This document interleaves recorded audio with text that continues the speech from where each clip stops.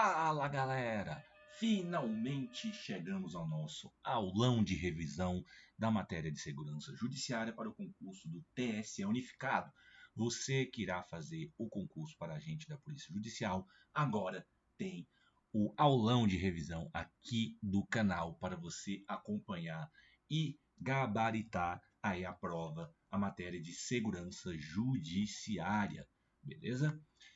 Então, estava fazendo esse aulão essa aula vai ser um pouco longa, tá bom? Porque aqui eu busquei resumir muitas páginas, centenas de páginas de conteúdo que nós tivemos aqui, de vídeos. Então, eu trouxe o basicão aqui mesmo, tranquilo? Você que acompanhou o canal, eu já deduzo que você já tenha pegado bastante essa matéria e só precisa de relembrar alguns temas. Então, eu vou passar de modo rápido, não vou ficar entrando em muitos detalhes, só para dar aquela relembrada e nós possamos passar por aquilo que mais importa. Sem mais enrolação, vamos aqui para o nosso primeiro tema, segurança de dignitários. Então, vamos aqui. Dignitário, basicamente, é uma pessoa em posição de importância, uma autoridade, alguém que possui prestígio. Como exemplo, a gente tem líderes políticos, autoridades religiosas e membros de realeza. E o conceito de segurança de dignitários é uma proteção contínua de indivíduos em posição de destaque. Logo, se a pessoa está em posição de destaque, é um dignitário. A segurança de dignitários é a proteção daquela pessoa.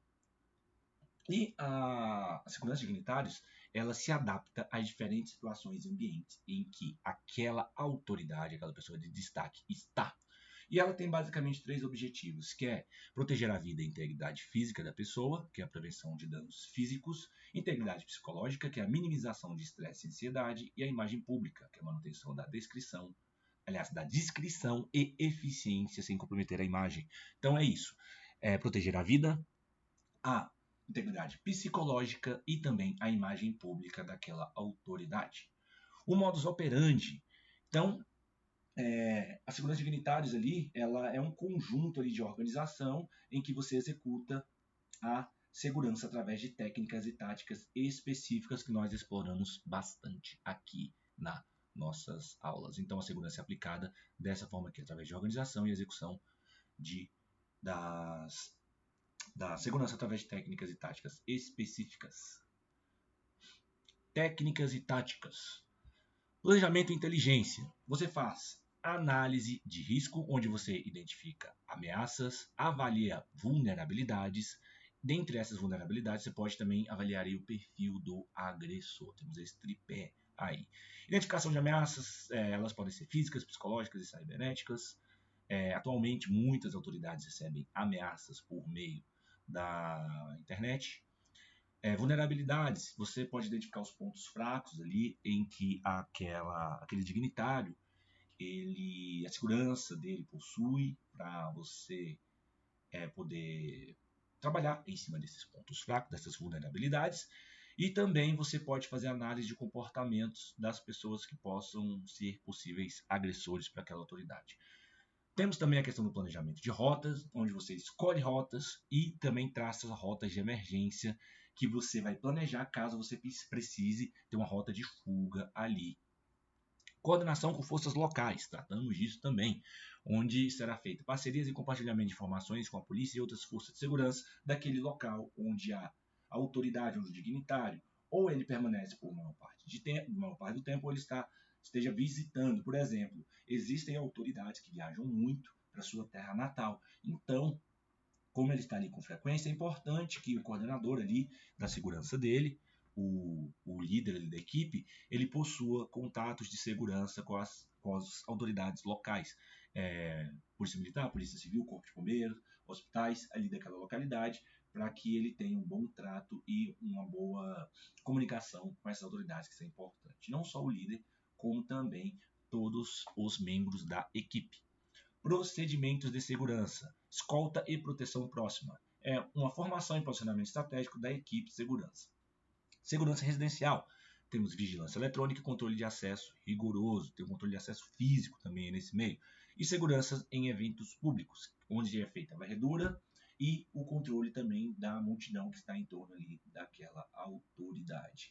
A escolta e a proteção próxima, nós já vimos aí também nas aulas, você depende ali, se for uma escolta motorizada de veículo, tem suas formações, se for uma escolta a pé também tem suas formações, e assim por diante. Inclusive essa questão de escolta aí, né, a pé caiu aí no STJ.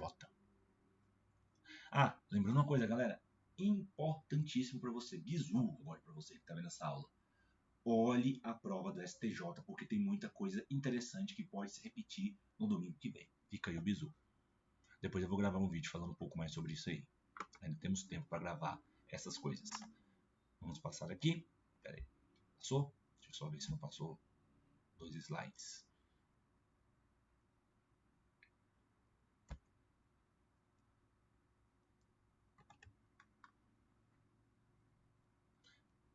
Técnicas e táticas. Reação a incidentes. Então vamos lá. Para a reação a incidente, nós temos plano de contingência, protocolo de evacuação e primeiro socorro e atendimento médico. Plano de contingência. Como você faz um plano de contingência ali dentro daquele plano, para planejar aquele plano? Você pode fazer simulações, treinamentos, procedimentos documentados.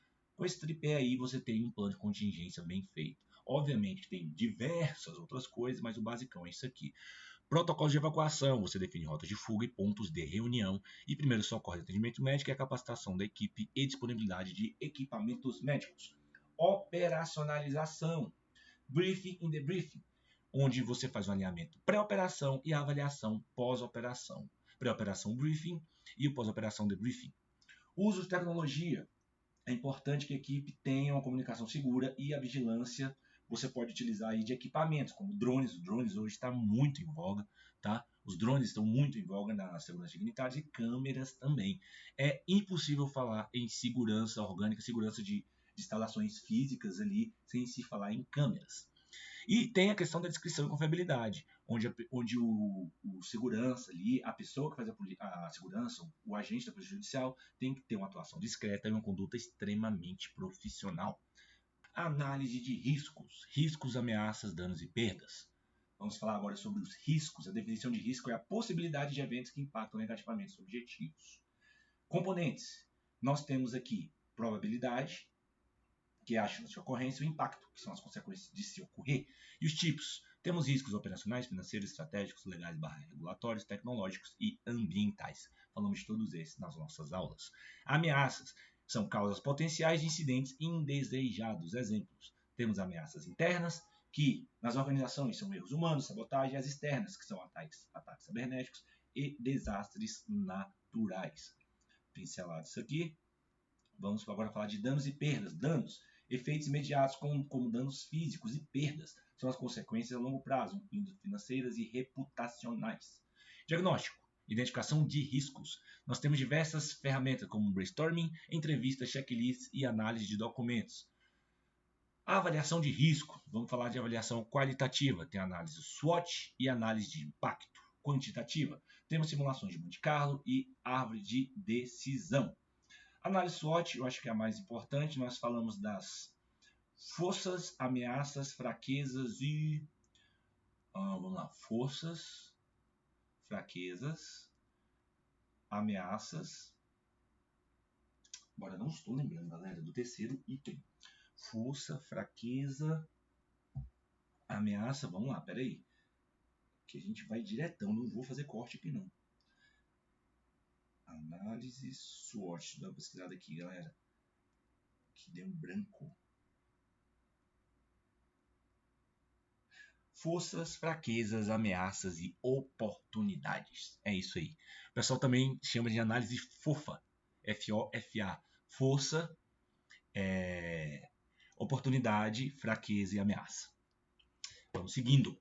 Priorização de risco. Nós temos a matriz de risco, onde o eixo X fala da probabilidade. Pode ser raro, pouco provável, provável, muito provável. O eixo Y é o impacto. Insignificante, moderado, significativo e catastrófico. Por meio dessa matriz de risco, você tem a possibilidade de saber se é necessário agir com urgência ali naquele risco ali, atuar em cima daquilo ali. Se uma coisa é muito provável de acontecer e o impacto é catastrófico, é óbvio que você tem que agir, né? Se a probabilidade é muito provável e catastrófica, você tem que agir. Agora, se é rara a probabilidade, o impacto é insignificante, você vai mexer nisso por aqui, né? Vamos adiante. Aplicação de métodos. Métodos de avaliação. Análise SWOT, análise PEST e análise FMEA. Nas nossas aulas, tudo foi bem explicadinho. Métodos de mitigação. Prevenção. A gente tem treinamento e manutenção preventiva. Redução. Controles internos, backup de dados. Por exemplo, em organizações... Não vou falar organizações que são da área de tecnologia da informação. Backup de dados é necessário em qualquer organização hoje em dia. Transferência de risco. Você faz seguros e contratos de terceirização. E aceitação é o risco residual. Lembrando que quando a gente está falando aqui de risco, estamos falando de mitigação, porque, pelo menos até o momento, a doutrina majoritária é que o risco ele nunca pode ser totalmente eliminado, ele pode ser mitigado. Eu espero que o CESP mantenha essa linha de raciocínio. Ferramentas e técnicas. Matriz de probabilidade de impacto, árvore de decisão, análise de cenários. Exemplos práticos de aplicação. Vamos lá, segurança da informação. Você faz identificação de ataque cibernético, falhas de hardware e software. Você avalia através de matriz de risco, simulações de Monte Carlo e mitiga utilizando firewalls, sistemas de detecção e intrusões. Esse de projeto de construção eu não vou falar, que a gente analisou direitinho nas nossas aulas. Planejamento de contingência. Necessidade do planejamento e procedimentos emergenciais. Necessidade de planejamento de contingências. Por que é necessário? Para prevenção e redução de danos. Para ter uma resiliência organizacional. O que é resiliência organizacional? É a capacidade de recuperação rápida para manter operações contínuas. Vamos falar também aqui do conceito de prevenção e redução de danos. Identificação de riscos e desenvolvimento de estratégias para evitá-lo ou mitigá-los. Você evita ou mitiga. Agora, assim, eliminar, não. Segurança dos funcionários e stakeholders. Você garante a segurança para todas as partes envolvidas. Lembrando que stakeholders é um interessado na organização. Obrigações legais e normativas. Você cumpre os requisitos legais específicos. E proteção financeira. Você minimiza as perdas financeiras através de respostas rápidas. Definição e objetivo do planejamento de contingência. É a criação de estratégia para lidar com eventos inesperados, assegurando continuidade dos negócios e proteção de ativos. Componentes de planejamento. Componente 1, análise de risco. Você faz identificação dos riscos, mapeando os riscos como desastres naturais e ataques cibernéticos, e você faz a avaliação dos riscos, que é a análise de probabilidade e impacto. Outro componente, desenvolvimento dos planos. Plano de continuidade de negócio, o BPCP. Continuação das operações críticas durante interrupções. Temos também o plano de recuperação de desastres, DRP. Restauração de sistemas de TI e dados. É um exemplo aqui, tá, galera? Outro componente de planejamento, estratégia de resposta. Aí dentro da estratégia de resposta temos mitigação de riscos, que são as medidas preventivas para reduzir os riscos, e temos também a recuperação, que são procedimentos para restauração operacionais normais. Mais um componente, comunicação, planos de comunicação. Dentro da comunicação nós temos plano de comunicação e notificação de emergência. Plano de comunicação é a disseminação de informações durante crises e a notificação de emergência, sistemas para alertar os stakeholders, que são os interessados ali naquela organização. Outro componente, treinamento e exercícios. Programas de treinamento, que é a capacitação dos funcionários, e simulações e testes, que são exercícios para testar e ajustar planos. E temos também a manutenção e revisão, que é a revisão periódica dos planos, tá? Atualização regulares dos planos e auditorias e feedback, onde você avalia e melhora com base em testes e eventos. Galera, é rápida mesmo essa aula. A gente tem muito conteúdo para ver. Não quero passar aqui 3 horas com você, porque eu sei que vocês têm muitas outras matérias para revisar. Vocês provavelmente verão outros aulões de revisão de outros cursinhos, de uns cursinhos, né? Eu não sou cursinho, para falar a verdade. De algum cursinho. Então, aqui é só uma conversa rápida com vocês, tá? Não vou enrolar muito, porque a gente tem muito conteúdo para ver. Se você está vendo essa é a primeira aula que você está vendo aqui do canal, talvez você possa se sentir um pouco perdido, mas se você seguiu a nossa matéria aqui, eu tenho certeza que você vai estar lembrando muita coisa. Vamos seguindo, sem enrolação. Manejo de emergência, fases do manejo. Prevenção, são as medidas para evitar emergências. Preparação, desenvolvimento de planos e kits de emergência. Resposta, ações imediatas para a proteção e a recuperação, restabelecimento da normalidade. Então, as fases do manejo de emergência: previne, prepara, responde e recupera. Basicamente isso. Gerenciamento de crises, elementos de gerenciamento. Temos identificação de crises, onde você monitora os sinais possíveis de uma crise. Comitê de crise é a equipe responsável pela gestão quando a crise está instalada. Plano de crise são procedimentos para lidar com crises específicas. Quando você identifica ali uma possível crise, você pode desenvolver plano de crise, sabendo que aquela crise, caso ela venha a acontecer, seja uma crise com impacto catastrófico ou ela tem uma probabilidade muito grande de acontecer, você pode desenvolver plano de crise já para aquilo, para você ter um roteirozinho caso ela venha acontecer. Comunicação de crise, estratégias para informar os stakeholders e procedimentos emergenciais. Quais são os elementos dos procedimentos? Alertas e notificações, evacuação e abrigo, primeiros socorros, coordenação com autoridades, recuperação e restabelecimento. Vamos seguindo. Noções de planejamento de segurança. Essa é a matéria passada que nós acabamos de abordar aí, é um pouco mais abstrata e agora a gente vai afunilando aqui para a nossa área, para agente da Polícia Judicial, de fato ali o que você vai fazer. Não que você não vá atuar também ali com o que nós passamos aqui agora, mas o grosso do seu serviço é isso aqui. O que você vai mais lidar no dia a dia é isso. Noções de planejamento de segurança, conceito, é um processo contínuo e proativo para proteger pessoas, informações e bens. É basicamente isso, você protege pessoas, informações e bens. E visa minimizar riscos, garantir continuidade das operações e proteger a integridade e confidencialidade de informações. Princípios do planejamento de segurança: prevenção, detecção, resposta, recuperação e continuidade. Tá? Prevenção: identificação de riscos e implementação de medidas para evitá-los. Detecção: capacidade de identificar rapidamente ameaças ou incidentes. Resposta: plano de ação para amenizar danos e restaurar a normalidade. Recuperação: medidas para recuperação rápida e aprendizado pós-incidente. E a continuidade: assegurar que operações essenciais continuem durante e após incidentes. Níveis de planejamento: nós temos o estratégico, o tático e o operacional. Estratégico é o desenvolvimento de políticas e diretrizes alinhadas aos objetivos organizacionais. É o planejamento do topo lá, dos diretores, dos CEOs, assim, como nós estamos falando de organizações públicas, vamos dizer que é o presidente ali do tribunal, no caso, né, do tribunal do TSE, o presidente, a cúpula ali mesmo da organização. Tático: tradução de diretrizes e planos específicos de programas. Pode ser um coordenador de equipe, um gerente, uma pessoa. Aliás, coordenador de equipe não, mas é um chefe de uma gerência, de uma seção ali, algo maior, né? Vou ler de novo. Tradução de diretrizes em planos específicos de programas. É um planejamento que está entre o estratégico e o operacional. É o tático e operacional. Execução prática das medidas de segurança no dia a dia. Aí entra o coordenador de uma equipe, ele vai fazer o planejamento operacional. Vamos seguindo. Metodologia: você pode ter avaliação de riscos, onde você identifica, analisa e avalia riscos potenciais. Planejamento, desenvolvimento de estratégias de alocação de recursos para mitigar riscos. Implementação, execução das medidas planejadas e comunicação das políticas.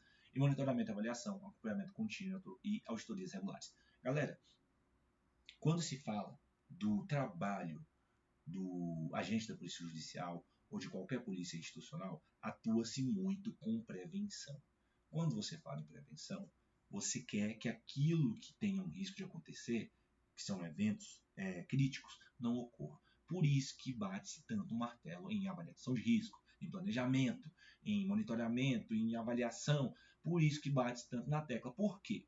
Você está ali como agente da Polícia Judicial, você estará lá para que a autoridade que você faça segurança, ela não sofra nenhum atentado, que ela tenha a sua vida preservada, sua imagem preservada, a instituição que você faça parte, ela não tenha nenhum bem atingido ali, sua reputação. Então, quando isso ocorre, quer dizer que as primeiras partes, entre aspas, falharam, e você vai ter que aí atuar com outro tipo de abordagem. Por isso que atua-se tanto com avaliação, planejamento, monitoramento e prevenção de riscos. Tá bom? Porque às vezes parece que a gente está se repetindo aqui, mas não é isso. É porque é desse jeito mesmo. Modularidade e faseamento. Modularidade é a divisão do planejamento em componentes independentes, como segurança física e cibernética. E o faseamento é a gestão do progresso em fases distintas, desde a preparação até a manutenção. Dá um pause aqui, tomar uma água. E você também. Espero que você tenha uma água aí. Se você não tiver uma água, dá um pause aí no seu vídeo. Pega uma água lá, ou um café, ou um chá, dependendo da hora que você estiver vendo, para você molhar na garganta ali enquanto a gente passa a aula, porque a aula vai ser longa. Vamos lá. Fases do planejamento. Nós temos o diagnóstico, desenvolvimento, implementação, avaliação e manutenção. Diagnóstico, identificação e análise de vulnerabilidades. Desenvolvimento é a criação do plano de segurança. Implementação é a execução das medidas planejadas. A avaliação é o monitoramento e ajuste contínuos e a manutenção, atualizações e treinamentos regulares. Chegou na manutenção, pode ser que volte para o diagnóstico e para o desenvolvimento, implementação, avaliação, manutenção e assim sucessivamente. Segurança corporativa e estratégica. Segurança das áreas e instalações. Agora a gente vai entrar numa coisa mais física. Análise de vulnerabilidade é a identificação de pontos fracos físicos e cibernéticos. Controle de acesso são sistemas que garantem acesso apenas a pessoas autorizadas. Monitoramento, o uso de vigilância contínua e centralizada. Plano de resposta à emergência, protocolos para diversos incidentes. Segurança da informação, proteção de dados contra acessos não autorizados e treinamento de conscientização. Formação regular e promoção de cultura de segurança. Treinamento é muito importante para as polícias institucionais. Treinamento constante. Vamos passar aqui o nosso slide. Equipamentos eletrônicos de segurança. Equipamentos eletrônicos são essenciais para proteger a propriedade e garantir a segurança pessoal. Eles oferecem detecção precoce de ameaças e resposta rápida para mitigar riscos. Vamos falar de sensores, tipos de sensores. Temos sensor de movimento, infravermelho passivo, o PIR. Eles detectam radiação infravermelha de corpo em movimento usados em áreas de passagem. Temos o sensor de movimento ainda, com micro-ondas. Eles emitem ondas de rádio, detectam o movimento por alterações no padrão de retorno e são adequados para áreas abertas. E ainda temos, dentro do sensor de movimento, sensores ultrassônicos, que utilizam ondas sonoras de alta frequência e são efetivos em ambientes fechados. Agora vamos para os sensores magnéticos. Eles detectam interrupções em campo magnético, usados em portas e janelas geralmente. Sensores de quebra de vidro detectam frequências sonoras ou vibrações de vidro quebrado. São ideais para vitrines. E temos sensores de fumaça e gás que detectam partículas ou gases indicando fogo ou vazamentos. São cruciais para o sistema de alarme de incêndio. Emprego e utilização. Local de instalação. Eles devem ser estratégicos e em pontos de acesso e áreas vulneráveis. Integração com alarmes dos sensores, conectados às centrais para resposta imediata. E a manutenção e testes devem ser regulares para prevenir falhas. Por quê? Sensor, por si, ele não é nada. Ele tem que estar interligado com a central ou com outros dispositivos em que eles realmente possam emitir um alarme, possam passar uma informação. Um sensor, por si, ele não faz nada se ele não tiver uma integração. Sistemas de alarme, tipos de sistemas. Alarmes intrusivos, eles monitoram entradas não autorizadas com sensores diversos. Alarmes de incêndio, detectam fumaça e calor, permitindo a evacuação rápida. Alarme de emergência, botões de pânico para alertar emergências iminentes. E alarme de monitoramento ambiental, monitora inundações e variações de temperatura ou outras coisas também. Emprego e utilização. Integração com monitoramento para operação contínua em centrais. Geralmente, esses órgãos possuem uma central de monitoramento que, em grande parte, ela é de responsabilidade da polícia institucional daquele órgão, tá? Configuração personalizada, ajuste para evitar alarmes falsos. Cada ambiente deve ser ajustado para a sua peculiaridade ali. Redundância e backup, fonte de energia alternativa para a operação ininterrupta. Sistemas críticos como esse devem ter um sistema de redundância ali, de energia e de armazenamento de dados também como backup. Cercas elétricas, como é que funcionam as cercas elétricas? São os tipos. Cerca de choque, elas emitem pulsos elétricos para desestimular invasões. E temos também cercas de detecção, que são menos utilizadas, que são equipadas com sensores para detectar tentativas de violação. Emprego e utilização. Instalação em perímetros sensíveis para proteção máxima contra invasões. Manutenção e testes. São feitas verificações regulares da integridade e eficácia do equipamento e conformidade com a legislação é muito importante, aderência à norma de segurança. Por quê? Por exemplo, uma cerca elétrica que não tem aderência às normas de segurança, tem uma tensão ali, uma voltagem muito maior do que ela deveria ter, tem uma corrente mais alta do que ela deveria ter, pode acabar matando alguém. Se ela estiver muito baixa, pode acabar matando alguém. E se estiver desconforme com a legislação, o responsável será punido. CFTV, circuito fechado de televisão. Tipos de sistemas: temos os analógicos, que usam câmeras analógicas conectadas a DVRs para monitoramento básico. Temos sistemas digitais, com câmeras digitais como DVR/NVR, que oferecem alta qualidade de imagem. E temos as câmeras IPs também, câmera via rede IP, que permite monitoramento remoto. Cada um desse tipo de sistema não significa que um seja melhor que o outro. Cada sistema pode ser utilizado em um determinado ambiente. Você nunca, nunca não, né? Mas vamos dizer que é quase certo que você não vai ter necessidade de câmeras IPs em todos os locais que você esteja com necessidade de câmeras. Às vezes uma câmera analógica ali naquele local seja o bastante para a proteção do ambiente. Emprego e utilização. Posicionamento estratégico. As câmeras devem ter cobertura, o máximo de cobertura, evitar pontos cegos ali, cobertura de pontos críticos. Monitoramento contínuo, operação 24/7 para gravação e análise. Então, ter ali aquele monitoramento contínuo. Integração com segurança, coordenação com alarmes e sensores, para que faça sentido ter câmeras. Câmeras servem para visualizar imagens, para gravar imagens, e gravar imagem por gravar imagem não tem serventia nenhuma, se aquelas imagens, aquelas informações não forem utilizadas para algum fim. Defesa pessoal. Vamos falar um pouquinho aqui da história da defesa pessoal. Na antiguidade, o desenvolvimento de técnicas básicas surgiram no Egito, tem na Grécia, em Roma, né? Na Ásia também, com o surgimento de diversas artes marciais. Então ela é bem espalhada ali, principalmente pela Europa, Norte da África e Ásia. Idade Média. Cavaleiros na Europa e evolução das artes marciais na Ásia também já se utilizava aí defesa pessoal. Renascimento e Era Moderna, onde tem a codificação de técnicas em manuais e desenvolvimento de sistemas. Século XIX e XX, artes marciais como o judô e o Bartitsu combinam influências orientais e ocidentais, e a era contemporânea, integração de tecnologias modernas como spray de pimenta e dispositivos de choque. Princípios básicos da defesa pessoal. Autodefesa legal. É o direito de proteger-se conforme a legislação, que é o artigo 25 do Código Penal Brasileiro. Outro princípio, proporcionalidade. Você deve dar uma resposta equivalente à ameaça enfrentada. Princípio da prevenção e conscientização, que você deve antecipar risco e identificar comportamentos suspeitos. Lembrando, a prevenção é a melhor defesa de todas. Aspectos psicológicos importantes para a defesa pessoal. Condição mental. Você deve manter a calma e o controle emocional. Isso é bem importante. Adrenalina e reações de estresse. Gerenciar respostas fisiológicas intensas é importante. Resiliência e recuperação. Capacidade de se recuperar após eventos estressantes. Treinamento realista, simulações para desenvolver confiança e habilidade. Defesa pessoal e treinamento andam de mãos juntas, mão dadas aí, juntas lado a lado. Suporte psicológico. Acesso ao apoio emocional para lidar com impactos do trabalho. Condições físicas para defesa pessoal policial. Força e resistência. O policial ele deve ter força muscular e resistência cardiovascular para que, caso ele venha a ter um procedimento ali onde ele deva utilizar a defesa pessoal, ele tem que bancar, né, aquele evento.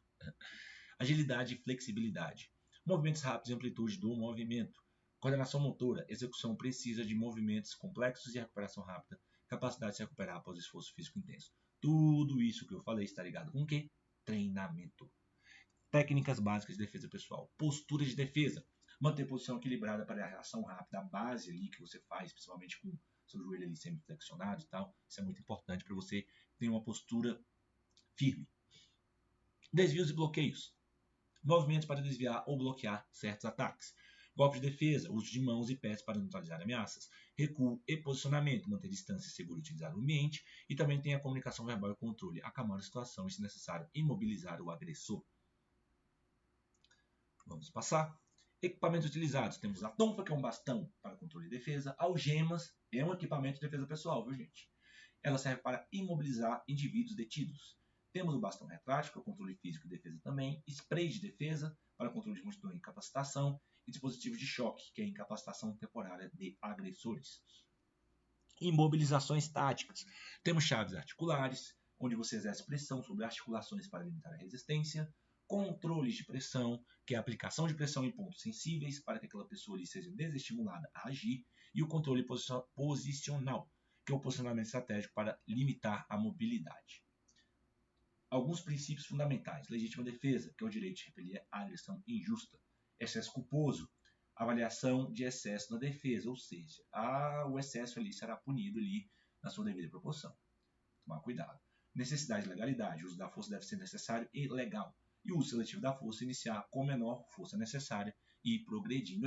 No caso, essa questão do uso seletivo da força não significa que você tenha que iniciar ali no primeiro degrau, nós estudamos isso na aula já, tá? Você pode iniciar em um nível X, progredir para outro nível, pode regredir para outro nível que está abaixo do X, e assim, por isso que o nome no passado era uso progressivo, hoje utiliza-se mais o termo uso seletivo, ou até mesmo uso inteligente da força. Vamos seguindo. Crimes contra o patrimônio. Definição: são infrações penais que protegem a propriedade pública e privada. Importância: proteção da propriedade é fundamental para a estabilidade econômica e social da nossa sociedade. O objetivo é assegurar o direito individual de possuir e desfrutar de bens, além de manter a ordem econômica e a segurança jurídica. Classificação: nós temos grandes áreas ali nos crimes contra o patrimônio. Temos crime de apropriação, que é a subtração ou retenção de bens alheios, como furto e roubo. Crimes de dano, que é a destruição ou deterioração de bens, como o próprio dano. E crime de fraude, que é o engano para obter vantagem econômica, como estelionato, fraude contra credores e etc. Fundamentação legal e princípios relevantes. No Código Penal primeiro, no Código Penal brasileiro, aliás, toma água aqui, galera. Pronto. A voz começa a falhar. Tomar água aí também, viu? Importante. Artigo 155 a 183 ali no Código Penal brasileiro. Princípios. Legalidade: nenhuma conduta é criminosa sem lei anterior, que está no artigo 1º ali do Código Penal. Dignidade da pessoa humana, que é a proteção ao patrimônio respeitando a dignidade. Proporcionalidade: penas proporcionais à gravidade do crime. Insignificância: conduta de mínima ofensividade pode ser atípicas. E a propriedade, que é o direito garantido na Constituição, no artigo 5º, inciso 22 da Constituição Federal de 88.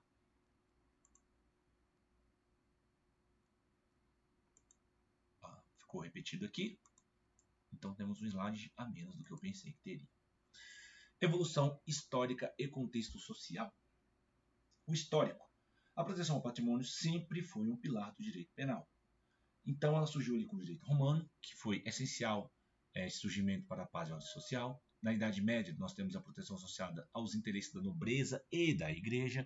No Estado moderno, nós temos o foco na garantia dos direitos individuais e na justiça social. E no Brasil, temos a evolução legislativa refletindo mudanças sociais e econômicas que a sociedade exige. Código Penal Brasileiro. Tem aqui o decreto 2848 de 1940. Principais artigos aqui de crimes contra o patrimônio. Furto é o 55. Subtrair coisa alheia móvel, reclusão de 1 a 4 anos e multa. Temos as qualificadoras: destruição de obstáculo, abuso de confiança, emprego de chave falsa, entre outros. Roubo, artigo 157. Subtrair coisa alheia móvel mediante ameaça ou violência, reclusão de 4 a 10 anos e multa. Agravantes: uso de arma de fogo, concurso de pessoas, restrição de liberdade da vítima, entre outros. Vamos seguindo aqui. Vai repetir isso aí também? Só verificar aqui e repetir também. Vamos seguindo. Extorsão, artigo 158. Definição: constranger alguém mediante violência ou ameaça para obter vantagem econômica. Pena: reclusão de 4 a 10 anos e multa. Agravantes: emprego de arma de fogo.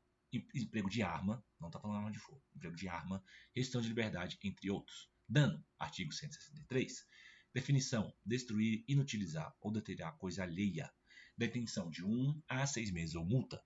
Qualificadores: violência à pessoa, emprego de substância inflamável, dano ao patrimônio público, entre outros. Apropriação indébita, artigo 168. Definição: apropriar-se de coisa alheia móvel de que tenha posse. Reclusão de 1 a 4 anos e multa. Agravantes: depósito necessário, tutor, curador, entre outros. Estelionato, que é o famoso artigo 171. Obter vantagem ilícita, induzir alguém em erro. pena é reclusão de 1 a 5 anos e multa. Agravantes: fraude eletrônica contra idoso ou vulnerável, entre outros. Jurisprudência, tem todas essas jurisprudências aqui, tá bom? Eu não vou falar sobre isso agora, tá tudo lá no nosso material. Se você quiser parar para olhar, pausa o vídeo, dá uma olhadinha lá, pode jogar, pode ler aqui, nossa página, pode jogar esses textos aqui também no Google que você vai achar tudo lá. Não vou entrar nesses detalhes aqui. Noções de segurança da informação. Definição: é a proteção de informações sensíveis de acesso não autorizados. E a importância para quê? Para a prevenção de vazamento de dados, proteção contra espionagem, segurança operacional e integridade de dados operacionais. Segurança de informações. Objetivos principais: é a confidencialidade, acesso apenas às pessoas autorizadas. Integridade é a precisão e completude das informações. E a disponibilidade, que é a informação disponível quando necessário. Medidas: você estabelece políticas de segurança, firewalls, antivírus, controle de acesso físico e lógico, backup regular de dados.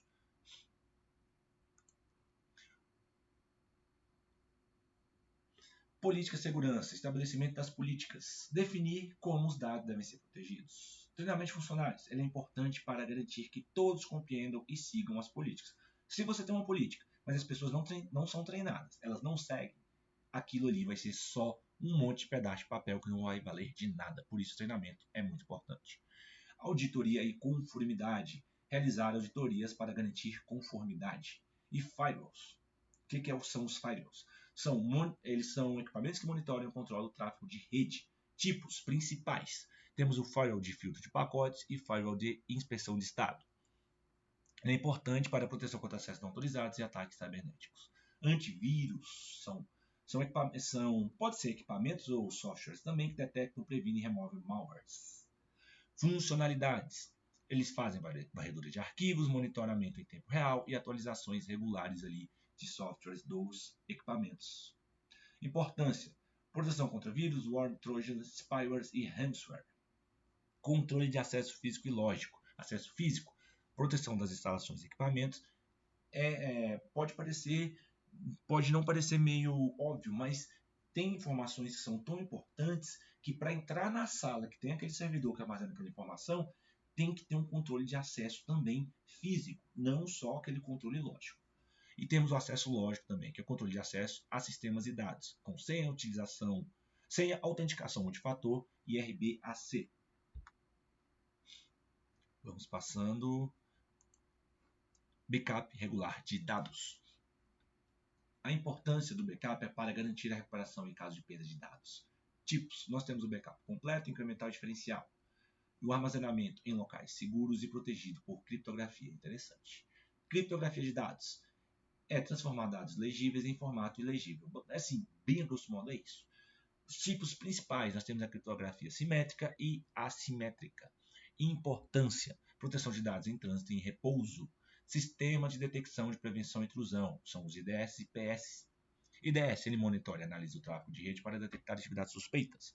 E o IPS, ele atua proativamente para impedir atividades suspeitas. O IDS, ele monitora e analisa para ver se tem atividade. Se tiver alguma atividade, ele vai falar que tem, mas não vai fazer nada. Já o IPS, ele atua para impedir que essa pessoa, que esse software, ou quem esteja aí querendo invadir uma rede ou algo do gênero, ele vai atuar para acessar aquele ataque. Funcionalidades: análise de padrões de tráfego, detecção de tentativas de exploração de vulnerabilidades também. Agora vamos falar de graus de sigilo das informações. Ultra secreto. Eles podem são informações que podem ter dano extremamente grave à segurança nacional. Então, até 25 anos. Secreto. São informações que podem, caso sejam vazadas, promover danos graves à segurança nacional. Até 15 anos. E reservado. São informações que podem provocar danos à segurança nacional ou pública. Não é aquele dano absurdo. Até 5 anos. Procedimento de classificação e reclassificação. Avaliação periódica de informações classificadas. Vamos seguindo. Consequências legais da violação do sigilo. Responsabilidade administrativa. Tem sanções administrativas. Responsabilidade penal. Processos judiciais e penas de prisão. Responsabilidade civil. Compensação por danos resultantes de divulgação não autorizadas. Atributos básicos da segurança da informação. Confidencialidade. Acesso apenas a indivíduos autorizados. Essa parte é importante, hein? Integridade, manter a precisão e completude das informações. Disponibilidade, informações acessíveis quando necessário. Autenticidade, veracidade da identidade dos usuários, dispositivos e sistemas. Temos também o não repúdio, que é a garantia de que uma transação ou comunicação não possa ser negada. Ameaças e vulnerabilidades, vamos dar uma pincelada aqui também. Malware são vírus, worms, trojans, ransomware e spywares. Phishing é uma técnica para obter informações confidenciais. Ataque de negação de serviço, DDoS, torna os serviços inacessíveis. Vulnerabilidade de software, falhas de segurança em programas. Engenharia social, que é a manipulação psicológica do usuário para obter informações. Man in the middle, que é a interceptação de comunicações, no caso, né? Tem alguém ali no meio, é um homem no meio, basicamente isso. Uma pessoa que está entre outras pessoas que estão transmitindo informações. Ataques de força bruta, tentativas repetidas de adivinhar senha. Ele faz ali, joga milhões até bilhões de senha para ver se alguma dessas combinações vai funcionar. Comportamento do agente, ele é importantíssimo na segurança das informações. Conscientização. Entender as políticas de segurança e as ameaças atuais, como eu falei lá em cima, não adianta nada ter política de segurança se ela não for conhecida pelas pessoas que ali estão. Adesão às políticas de segurança, seguir diretrizes estabelecidas. Mais ainda do que conhecer, as pessoas têm que aderir, têm que seguir as diretrizes estabelecidas. Às vezes são burocracias que são necessárias para a segurança de todo mundo. Capacitação contínua, participar de treinamentos regulares e a responsabilidade, que é proteger informações confidenciais e colaborar para a segurança cibernética. Noções sobre serviço de inteligência. Vou tomar mais uma água.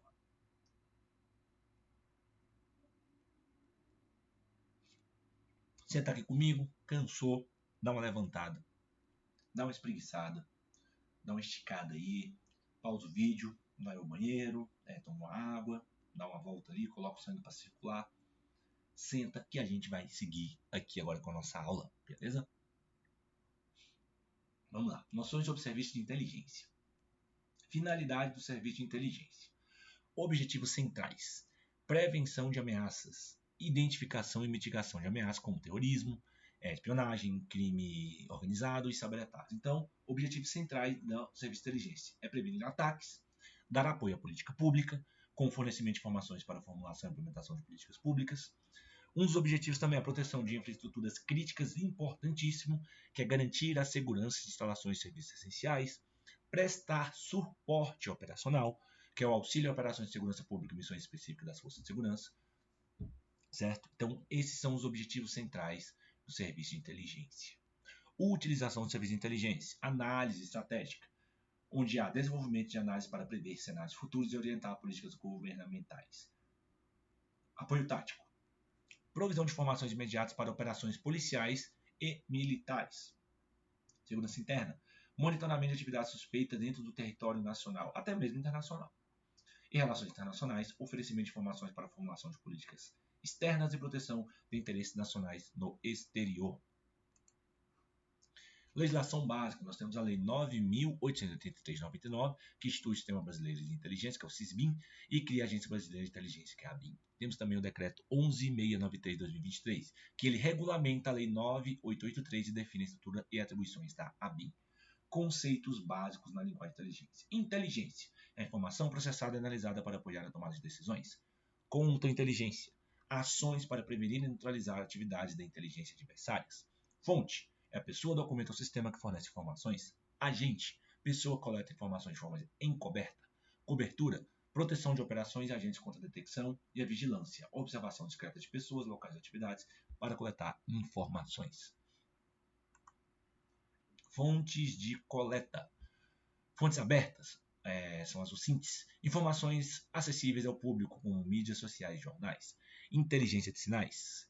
SIGINT. Interceptação de comunicações eletrônicas e sinais. Inteligência humana. Coleta de informações através de contato direto com as pessoas. Inteligência imagética. Obtenção de informações por meio de imagem, como fotos aéreas e de satélites. Inteligência de medidas e assinaturas. Análise de características físicas e técnicas como espectros de radiação. Temos também aqui a metodologia de produção de conhecimento. Coleta é a recolha de informações, recolhimento de informações de diversas fontes e métodos. Processamento. Você transforma as informações brutas em dados utilizáveis. Aqui eu até diria o contrário. Você transforma os dados brutos em informações utilizáveis. Tá? Eu acho que fica melhor assim. Análise. Avaliação crítica das informações para identificar padrões e tendências. Disseminação. Distribuição dos produtos de inteligência para os tomadores de decisão. E temos o feedback, que é a avaliação do impacto e da utilidade das informações fornecidas para melhorar processos futuros. Lei 9883/99. Aqui a gente vai passando, lendo um pouquinho aqui os artigos da lei, né? Eu falei que as aulas no nosso canal seriam dessa forma. Eu peguei a lei, fui lendo e comentando. Aqui eu vou fazer comentários bem breves mesmo, tá? Estão só os artigos principais aqui para vocês. Artigo 1º, que faz a instituição do Sistema Brasileiro de Inteligência. Tá? Então aqui ele integra ações de planejamento, execuções das atividades de inteligência, o SISBIN, fornece subsídios ao presidente da República nos assuntos de interesse nacional. Fundamento do SISBIN: prevenção da soberania nacional, defesa do Estado Democrático de Direito, dignidade da pessoa humana e cumprimento dos direitos e garantias individuais e da Constituição Federal. Artigo 2º. Órgãos e entidades. Inclui os órgãos responsáveis pela defesa externa, segurança interna e relações exteriores, responsáveis pela obtenção, análise e disseminação de informações necessárias ao processo decisório do Poder Executivo. Artigo 3º. Criação da Agência Brasileira de Inteligência, que é a ABIN, que é o órgão central do SISBIN, e é responsável por planejar, executar, coordenar, supervisionar e controlar as atividades de inteligência. Artigo 4º. Competências da ABIN: planejar e executar ações sigilosas de obtenção e análise de dados, proteger conhecimentos sensíveis, avaliar ameaças à ordem constitucional, desenvolver recursos humanos e doutrinas de inteligência. Artigo 5º. Política Nacional de Inteligência, que é executada pela ABIN, sob supervisão da Câmara de Relações Exteriores e Defesa Nacional do Conselho de Governo. Artigo 6º. Controle e fiscalização externos, exercidos pelo Poder Legislativo. Inclui líderes da maioria e minoria da Câmara dos Deputados, no Senado Federal e presidentes das Comissões de Relações Exteriores e Defesa Nacional. Artigo 7º ao 15º. Convênios e acordos. A ABIN pode firmar convênios e acordos para desempenhar suas atribuições. Direção da ABIN. Ela é dirigida por um diretor-geral e tem um regimento interno elaborado pelo diretor-geral e aprovado pelo presidente da República. Publicação de atos. Atos sigilosos devem ser publicados em extrato. Extrato é um resuminho ali só para dizer o que está acontecendo. Não vai entrar fundo ali naquele assunto. Comunicação com outros órgãos. Devem ter conhecimento prévio da autoridade competente de maior hierarquia do respectivo órgão. Decreto 11.693/2003, artigo 1 ao 3, do 1º ao 3º, organização e funcionamento do SISBIN, integra ações de planejamento e execução de atividades de inteligência, fornece subsídio ao presidente da República. Artigo 4º, fundamentos do SISBIN: preservação da soberania nacional, defesa do Estado Democrático de Direito e dignidade da pessoa humana. Artigo 5º ao 6º, funcionamento do SISBIN: coordenação entre órgãos e entidades integrantes e compartilhamento de dados, informações e conhecimentos. Artigo 7º, categorias de órgãos do SISBIN: órgão central, ABIN. Órgãos permanentes: inclui a Casa Civil, Gabinete de Segurança Institucional, Ministério da Defesa, Justiça e Segurança Pública, entre outros. Órgãos dedicados, associados e federados. Artigo 8º ao 9º. Ingresso no SISBIN: qualquer órgão pode solicitar ingresso e avaliação pelo órgão central com base em critérios específicos. Artigo 10º. Competência do órgão central do SISBIN: promover cooperação entre órgãos, coordenar a obtenção e produção de informações, estabelecer padrões de armazenamento e compartilhamento de dados e a capacitação e desenvolvimento de recursos humanos em inteligência. Artigo 11º ao 12º. Competência dos demais órgãos do SISBIN: executar ações de obtenção e integração de dados, participar de centros integrados de inteligência, apoiar iniciativas tecnológicas e administrativas do SISBIN. Artigo 13º ao 19º. Conselho Consultivo do SISBIN: órgão de assessoramento, propor atualizações à Política Nacional de Inteligência, composto por titulares de órgão como a Casa Civil, Gabinete de Segurança Institucional, Ministério da Justiça, Relações Exteriores, Defesa e ABIN. Artigo 20º ao 22º. Atos complementares: diretor-geral da ABIN editará atos complementares para promulgar no decreto. Então, essa partezinha final não importa para a gente. Noções de gestão de conflitos. Negociação em situação de crise. Princípios da negociação de crise. Preservação da vida. Então, basicamente garantir a segurança de todas as partes envolvidas. Esse é o primeiro princípio. Comunicação aberta. Manter canais de comunicação abertos contínuos com o causador do evento crítico. Construção de confiança. Desenvolver uma relação de confiança com o indivíduo em crise. Redução de estresse, importante, hein? Minimizar o estresse e a tensão para evitar decisões impulsivas e perigosas. Tempo ao seu favor. Utilizar o tempo para aumentar a chance de uma resolução pacífica. Fases da negociação de crise. Primeiro contato é estabelecer a comunicação inicial pelo negociador designado. Estabilização, reduzir a intensidade da situação e ganhar tempo.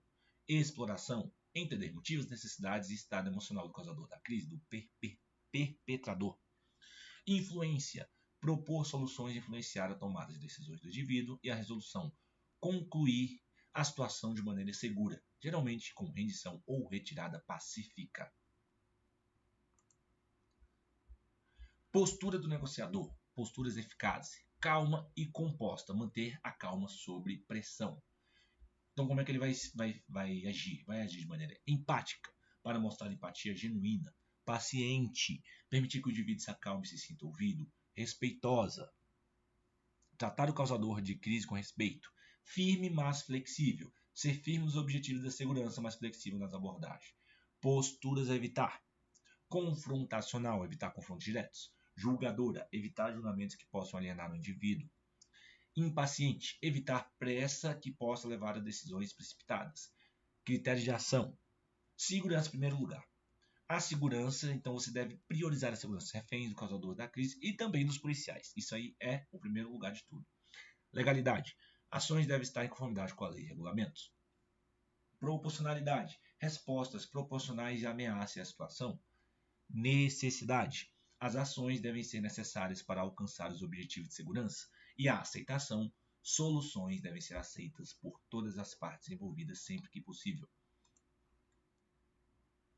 Elementos operacionais essenciais para a gestão de crises policiais. Então, tem um treinamento especializado, pessoal dos cursos de operações especiais, que é o COI, tem cursos do BOP, da CORE, coordenação com táticas especiais também, GAT. Temos também a questão da comunicação, que é muito importante. Utilização da tecnologia da informação, utilização de mediadores de crise, como psicólogo da polícia, pode atuar como mediador de situações de crise também. Psicologia e profiling. Análise comportamental. Você faz o perfilamento criminológico e uso de psicólogos forenses. Também.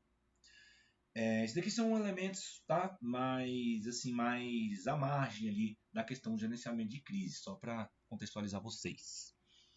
Que a gente vai muito rápido aqui, às vezes você pode dar uma leve boiada, mas contextualizando a gente traz vocês de volta para a nossa aula. Recurso de suporte, logística de suporte, recurso de suporte, alimentação, água e medicamentos para equipes e reféns, ambiente controlado, o isolamento da área e gerenciamento de mídia, muito importante isso aqui. Planejamento contingente, plano de contingência, plano de ação integrado e protocolo de atuação conjunta e simulações de treinamentos, exercícios regulares de simulação. Essas equipes que você tem aqui acima treinam constantemente, basicamente diariamente. Haja mente, né? Critérios de ação em ocorrências críticas policiais. A avaliação de riscos. Vamos lá, primeiro critério. Identificação dos riscos. Ameaças internas. Número e tipo de causadores. Motivação dos causadores. Quais armamentos estão utilizando. Como é o comportamento e estado mental dos causadores. Ameaças externas. Ambiente externo. Rota de fuga, presentes civis, obstáculos, repórteres, mídia. Essas coisas assim. Análise dos riscos. Gravidade. Tipo de armamento, explosivos e probabilidade de uso desse armamento.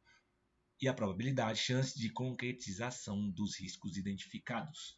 Impacto potencial. Danos humanos. Impacto sobre reféns policiais e civis. Danos materiais. Risco de danos às propriedades e infraestrutura. Planejamento tático. Definição e objetivo do planejamento tático primários. Salvaguardar vidas, capturar ou neutralizar causadores e restaurar a ordem.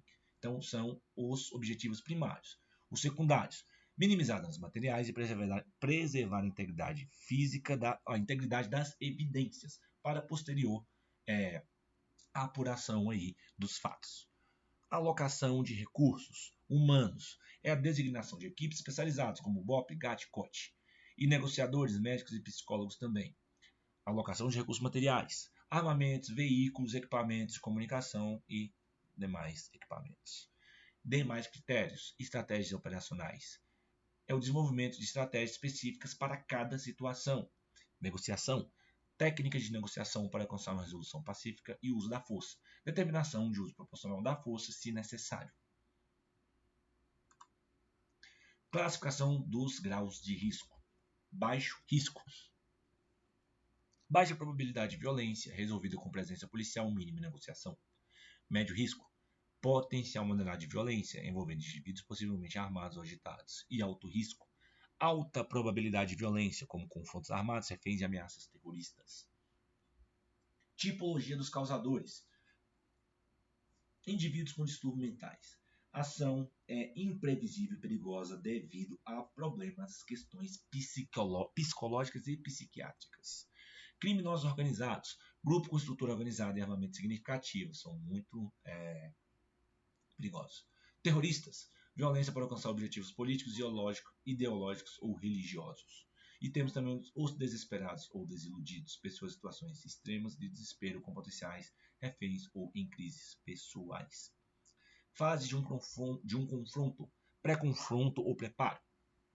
Recolhimento de informações, dados sobre o local, indivíduos e possíveis riscos. Planejamento da operação, plano detalhado com a estratégia de ação. Treinamento e simulação, preparação das equipes para diferentes cenários. Essa fase do pré-confronto ou preparo. Resposta imediata. Primeiro contato, estabelecimento de comunicação com os causadores. Contenção e isolamento, bloqueio de perímetro para proteger civis. Mobilização das unidades especializadas, envio de unidades como BOP, GAT, COT, COI, CORE ou DOE. Plano específico. Estratégicas de negociação.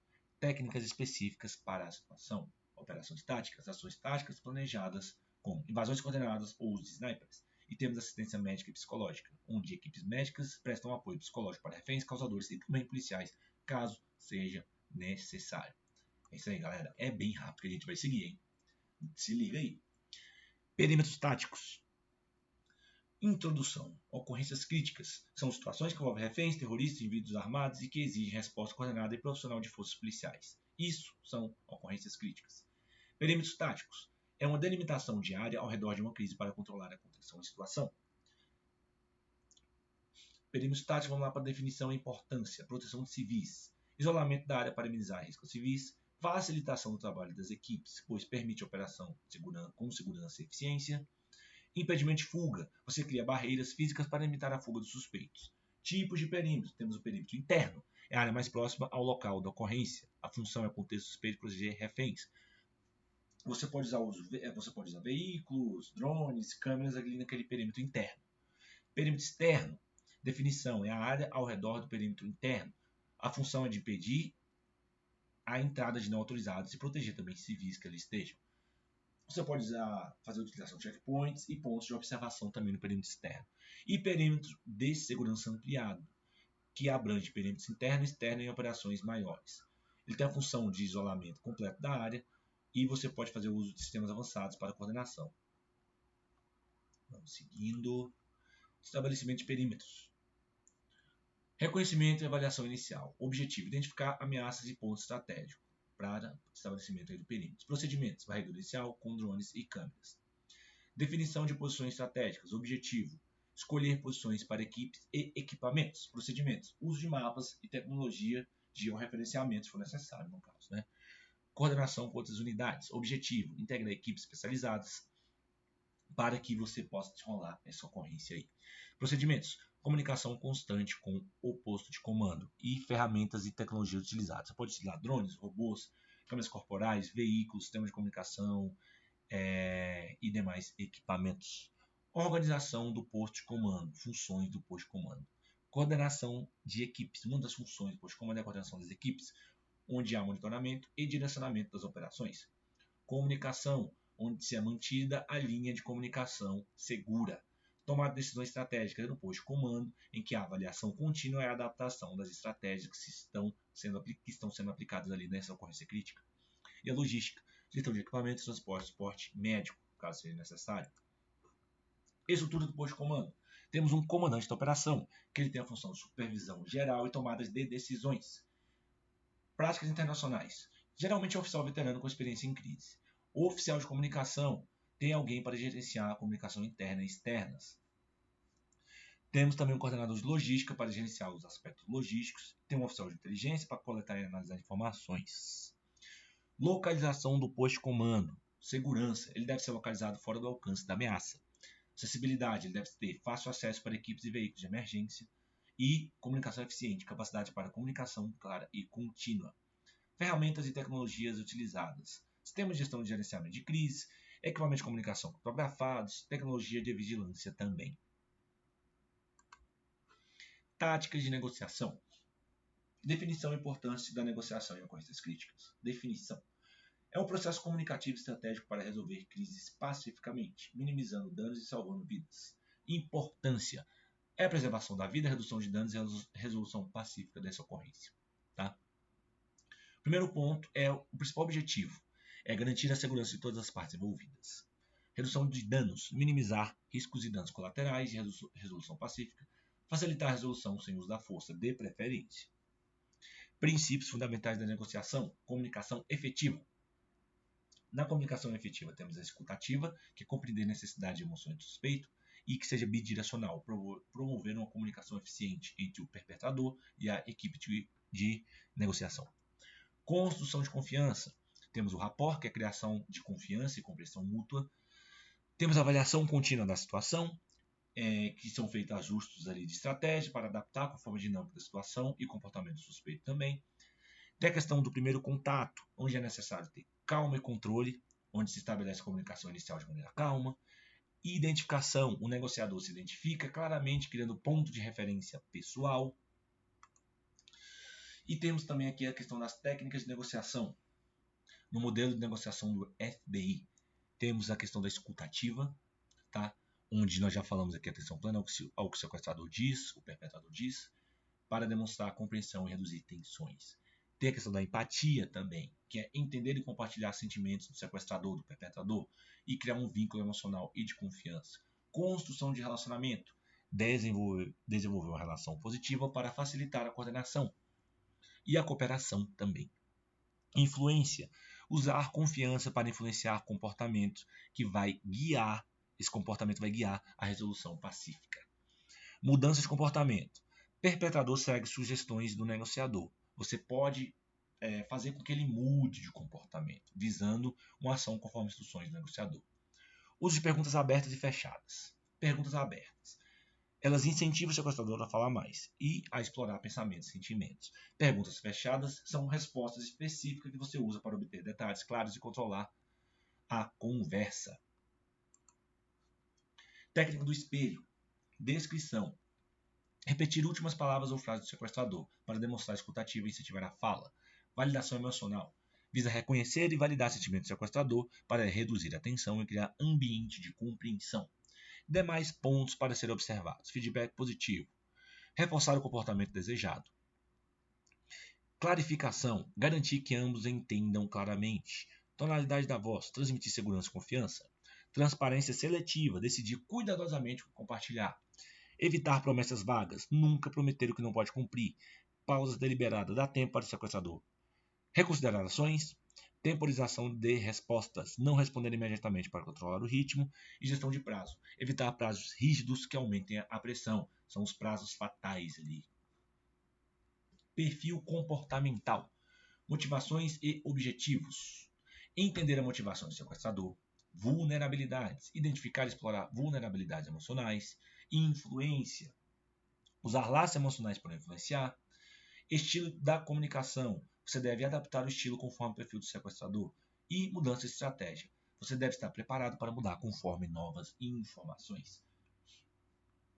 Tem uma aplicação prática aqui, mas eu não vou passar por ela, a gente vai passar direto. Noções de combate a incêndio. Vamos lá, galera. Paciência, respira, que a gente está aí caminhando para o final da nossa aula. Beber uma água aqui.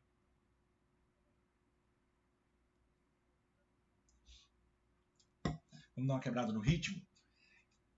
Então vamos falar agora do material que eu fiz aí para você que está estudando para TSE Unificado, o PDF com 270, se não me engano, 272 questões da banca examinadora. Se você não adquiriu esse material, você ainda tem tempo para adquirir e fazer agora nessa reta final para você chegar lá na prova, gabaritar a parte específica. Gabaritar não, mas pelo menos acertar o máximo de questões aí possíveis na prova, porque eu fiz um material com 272 questões da parte específica, direitos humanos, segurança judiciária e direito penal e processual penal. Está dividido tópico a tópico e eu sei que eu abordei ali diversos assuntos, é o que a banca cobra, são questões da banca CESP, Sebrasp ali, tá bom?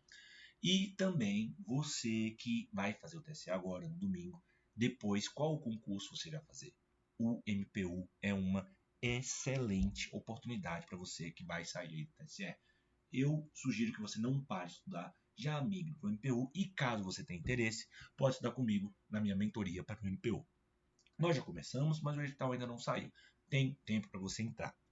As vagas são limitadas e quando atingir um nível que eu acho que seja adequado ali para lidar com os mentorandos ali, um nível que eu possa atender todo mundo de forma personalizada, eu vou fechar a turma ali da mentoria e ninguém mais entra. Então, se você tem interesse no material, tá aí na descrição do vídeo, na mentoria tem o link de um formulário onde você vai preencher, passar umas informações que eu vou entrar em contato com você. Dito isso, vamos para a nossa parte de noções de combate a incêndio. Prevenção de incêndios. A primeira parte ali, o mais importante é educação e treinamento. Programas de treinamento.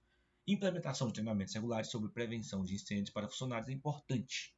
Campanhas de conscientização, ensinar práticas seguras, como evitar sobrecarga de circuitos elétricos e uso de velas perto de materiais inflamáveis. Isso aqui é só um exemplo, tá, galera? Manutenção de equipamentos também é muito importante para prevenir incêndios. Dentro da manutenção, temos a inspeção regular, onde há verificações periódicas de equipamentos elétricos e de aquecimento, reparo e substituições, realização imediata de reparo em equipamentos danificados. Armazenamento adequado de materiais inflamáveis, estocagem segura, armazenamento em recipientes apropriados a áreas designadas, no caso. Separação de materiais. É a separação de materiais incompatíveis para evitar reações perigosas. Inspeções regulares. Auditoria de segurança. Você faz identificação de riscos potenciais e implementação de medidas corretivas. Checklists de inspeções, onde você vai garantir que é a garantia de avaliação de todos os aspectos de segurança contra incêndio. Vamos seguindo. Proteção contra incêndios. Sistemas de detecção. Temos detectores de fumaça, que são sensores que detectam fumaça e acionam alarmes. Temos detectores de calor, dispositivos que respondem a aumento de temperatura. Sistema de supressão. Extintores de incêndio, disponíveis em diferentes classes para combater incêndios específicos. Sistema de sprinklers. Tubulações com sprinklers automáticos que liberam água ao detectar calor. Hidrantes. Rede de hidrantes para uso dos bombeiros. Barreiras físicas. Temos as portas corta-fogo, que são resistentes à passagem de fogo e calor. Paredes resistentes ao fogo, que são materiais que retardam a propagação do fogo. Planos de evacuação. Mapas de saída de emergência. Rota de evacuação claramente sinalizadas. E treinamento de evacuação, que são simulações regulares para preparar os ocupantes daquela organização. Vamos seguindo aqui. Conceitos básicos. Fogo é uma reação exotérmica, em que há liberação de energia na forma de calor e luz. Fase de combustão. Aqui são em inglês, né? Mas é ignição. Temos a ignição, crescimento, combustão plena e resfriamento. Combustão. Combustão, ela pode ser completa, que ela produz dióxido de carbono e água. Incompleta, ela produz monóxido de carbono e fuligem. Triângulo do fogo são um dos termos mais utilizados. Ele tem um combustível, que é um material que queima, o comburente, que é o agente oxidante, geralmente oxigênio, e o calor, que é a fonte de energia para iniciar e manter a combustão. Temos também o tetraedro do fogo, que inclui todos esses componentes do triângulo do fogo, que é o combustível, comburente e calor, além da reação em cadeia, que é a continuidade da reação química que mantém o fogo. Elementos do fogo. Combustível. Combustíveis sólidos pode ser madeira, papel e tecidos. Líquidos, gasolina, álcool e óleos. Gasosos, gás natural, propano e hidrogênio. Comburente pode ser oxigênio puro, que é utilizado em processos industriais, e os gases oxidantes, como cloro, flúor, óxido nitroso e assim por diante. Calor, temos fontes mecânicas, pode ser por fricção e impacto. Fontes químicas, que são reações exotérmicas. Fontes elétricas, sobrecargas e curtos-circuitos. Fontes nucleares, reação de fissão e fusão nuclear. Reação química do fogo, temos a combustão, que é a reação de oxidação rápida. Propagação de calor, nós temos a condução. Aí dentro da condução, metais, ele tem alta condutividade térmica, então ele é ótimo para conduzir o calor aí. Isolantes, tem baixa condutividade térmica. Convecção natural é um movimento devido à diferença de densidade do material. E temos a forçada, que é um movimento induzido por ventiladores ou bombas. Radiação, radiação térmica. Emissão de energia em forma de radiação infravermelha. Vamos falar de classe de incêndios. Classe A são incêndios com materiais sólidos combustíveis. Método de extinção: água e agentes extintores de espuma. Classe B, materiais líquidos e inflamáveis. E gases. Método de extinção: espuma, dióxido de carbono. Também. Classe C são materiais e equipamentos elétricos energizados. Método de extinção: dióxido de carbono e postos químicos. Classe D são os metais combustíveis, pó químico específico. E temos a classe K, que é nova, óleos e gorduras de cozinha. Método de extinção: agentes extintores de classe K. É rápido mesmo, galera. Vamos embora. Método de extinção: temos resfriamento, em que o princípio ele reduz a temperatura do material em combustão. Geralmente, incêndio da classe A, você vai resfriar. Abafamento: remoção ou redução do oxigênio. Incêndio de classe B e alguns incêndios da classe A. E isolamento: remoção do material combustível. Todos os tipos de incêndio se aplica esse tipo de método de extinção. E a inibição da reação em cadeia, que é a interrupção das reações químicas, principalmente incêndios da classe B e C. Agentes extintores de incêndio. Água. Ela é aplicada principalmente para incêndios da classe A. Ela tem alta capacidade de resfriamento. Espuma. Incêndios da classe A e B. Formam uma camada sobre líquidos inflamáveis. Pó químico seco. A aplicação em incêndios de classe B e C. Ela interrompe a reação química em cadeia. Dióxido de carbono. Incêndio de classe B e C. Desloca o oxigênio e resfria o fogo.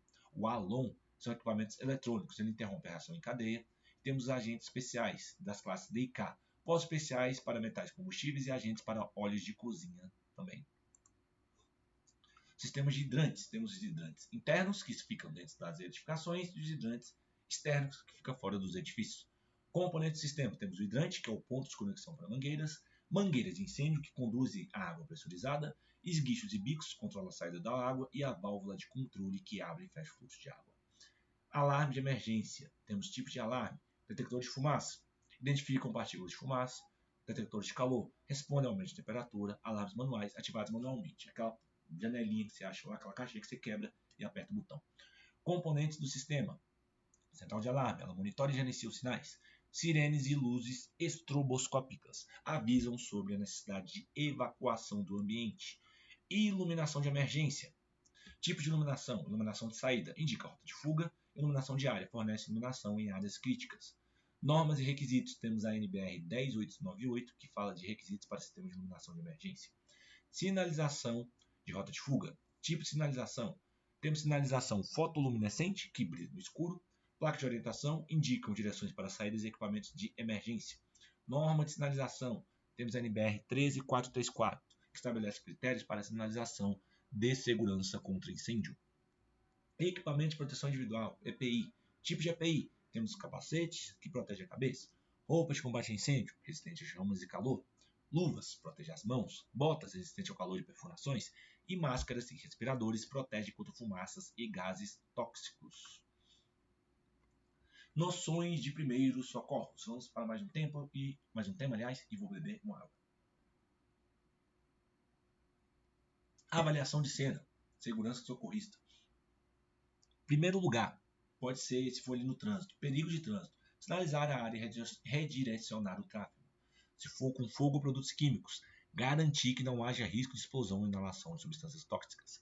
Se for com eletricidade, desligar a corrente elétrica de tocar na vítima.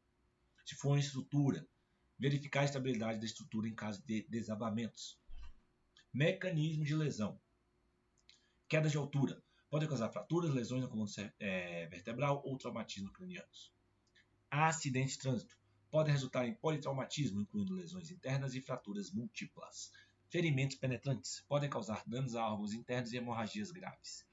Número de vítimas e recursos disponíveis: você deve priorizar vítimas. Utilizar técnicas de triagem para priorizar a vítima com risco iminente de vida. Aliás, risco iminente de morte, né? Não é de vida, não. Equipamentos: verificar a disponibilidade de kits de primeiros socorros, como DA, e macas e etc. Avaliação da vítima: avaliação primária, você vai usar o método ABCDE. A. Vias aéreas. Você vai verificar se as vias aéreas estão abertas e desobstruídas se necessário. B. Respiração. Você vai avaliar se a vítima está respirando e iniciar a ventilação assistida se necessário. C. Circulação. Verificar pulso e controlar hemorragias externas. D. Incapacidade. Avaliar o nível de consciência usando a escala AVPU. E E. Exposição. Expor a vítima para identificar lesões, mantendo a privacidade e a temperatura corporal. A avaliação secundária. História médica. Sinais e sintomas, alergia a medicamentos, passado médico, última refeição, eventos que levam a acidente. Isso se você souber, tá? Exame físico. Inspecionar e apalpar regiões anatômicas para identificar fraturas e hematomas. Monitoramento contínuo, monitorar sinais vitais e nível de consciência. Primeiros cuidados. Manutenção das vias aéreas. Posição de recuperação. Colocar a vítima de lado se estiver inconsciente, mas respirando e sem suspeitas de lesão na coluna. Remoção de corpos estranhos. Remover objetos visíveis que obstruem as vias aéreas, se tiver obstrução e estiver visível nas vias aéreas. Respiração assistida. Realizar ventilações de resgate se a vítima não estiver respirando.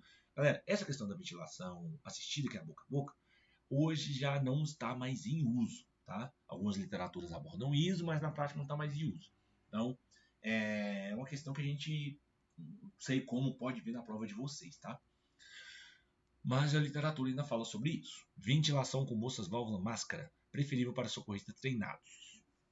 Controle de hemorragias. Pressão direta, você aplica a pressão no local da hemorragia.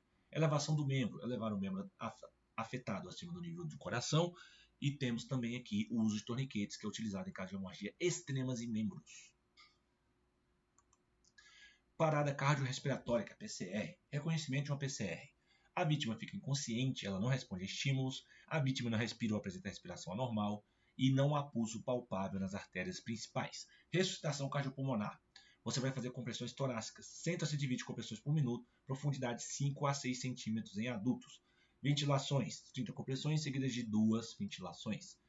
Ciclo RCP, continuar até retorno da circulação espontânea e chegada de socorro avançado. Desfibrilador estereoautomático, é o DEA.